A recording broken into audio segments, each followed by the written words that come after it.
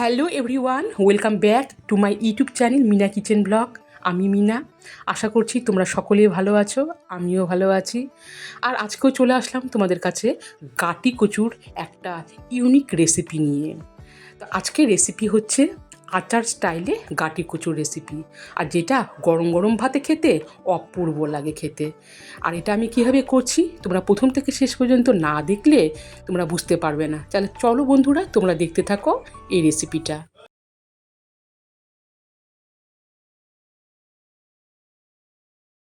এই রেসিপিটা বানানোর জন্য আমি এখানে একটি পাত্রে 6টার মতো গাটি কচু নিয়েছি, 6টাই আছে।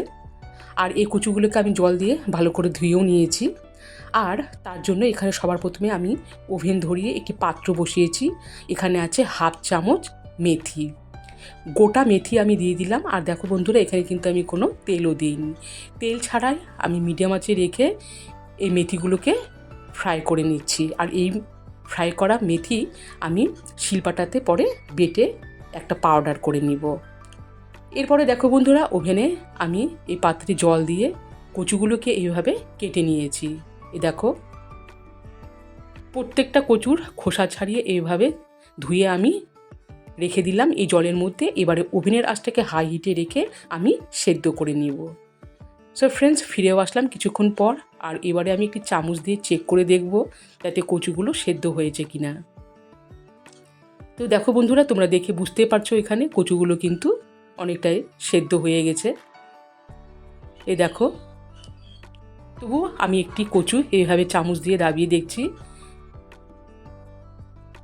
কচুগুলো অলরেডি সেদ্ধ হয়ে গেছে।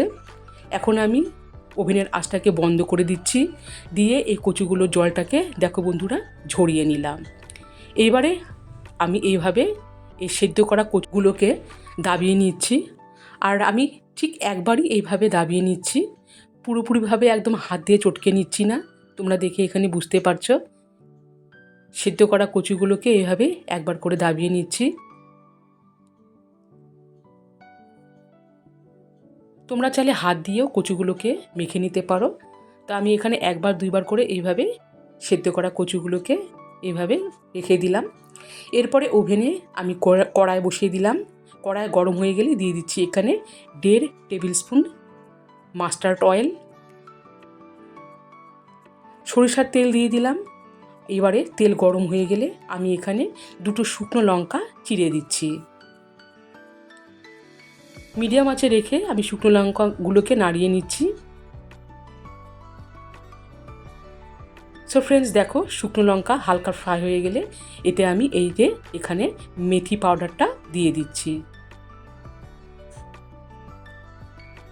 এরপরে দিয়ে দিচ্ছি শুকনো লঙ্কার গুঁড়ো, দিয়ে দিচ্ছি স্বাদ অনুযায়ী লবণ, দিয়ে দিচ্ছি হলুদ গুঁড়ো। সমস্ত শুকনো মশলার গুঁড়ো দিয়ে দিলাম, দিয়ে মিডিয়াম আঁচে রেখে আমি একটু ফ্রাই করে নিচ্ছি এখানে।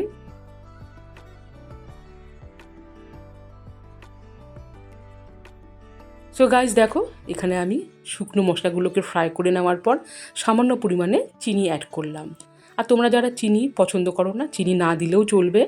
তো আমি এখানে চিনি দিয়েছি, চিনি দিয়ে নাড়িয়ে নিচ্ছি। চিনি দিয়ে কিছুক্ষণ নাড়াচাড়া করার পর এবারে আমি এই সেদ্ধ করা কচুগুলোকেও দিয়ে দিচ্ছি। সব সেদ্ধ করা কচুগুলোকে দিয়ে এবারে এইভাবে আমি আস্তে আস্তে করে নাড়িয়ে নিচ্ছি, যাতে পুরোপুরিভাবে মশলার সাথে এগুলো মিশে যায়।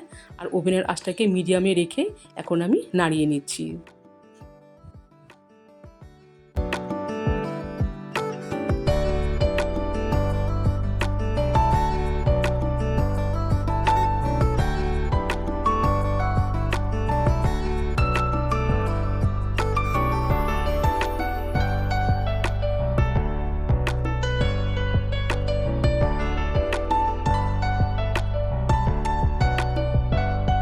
এইভাবে মিডিয়াম আঁচে রেখে আমি প্রায় 3 মিনিটের মতো নাড়াচাড়া করে নিয়েছিলাম। আর এখন এই রেসিপিটাও রেডি। আর এই রেসিপিটা নামানোর আগে আমি এখানে দিয়ে দিলাম আমচুর পাউডার।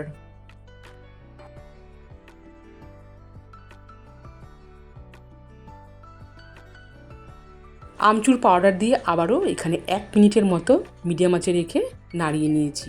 তাহলে আজকে হয়ে গেল আচার স্টাইলে গাটি কচুর রেসিপি। সো ফ্রেন্ডস, আমি এখন একটি পাত্রে এটাকে সার্ভ করেও নিয়ে আসলাম। আর কালারটা কত সুন্দর হয়েছে, খেতেও কিন্তু ভীষণই লোভনীয়। এটা জাস্ট গরম ভাতে ভীষণ ভালো লাগে। এবারে আমি একটি থালাতে গরম গরম ভাত আর এই গাটি কচুর রেসিপিটা নিয়ে বসে পড়লাম। গরম গরম ভাতে তোমরা অবশ্যই ট্রাই করবে, আর ভীষণই ভালো লাগে খেতে। তো দেখো বন্ধুরা, আমি এখন গরম গরম ভাতের সাথে এটা পরিবেশন করছি।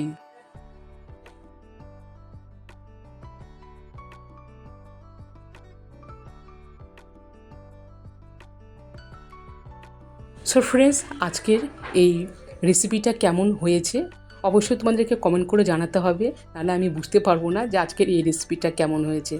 দূর থেকে তোমরা যারা দেখছো আমার এই রেসিপিগুলো, তোমাদের কাছে রিকোয়েস্ট, প্লিজ তোমরা যারা এখনও আমার চ্যানেলটিকে সাবস্ক্রাইব করোনি, পুরো ভিডিও দেখে সাবস্ক্রাইব করে দিয়ে পাশে থেকো। তাহলে বন্ধুরা, আজকের মতো এই পর্যন্তই। আবারও দেখা হচ্ছে অন্য এক রেসিপির সাথে। তোমরা সবাই ভালো থেকো, সুস্থ থেকো, আর বেশি বেশি করে আমার এই চ্যানেলটিকে তোমরা লাইক, কমেন্ট এবং শেয়ার করে দিও। টাটা।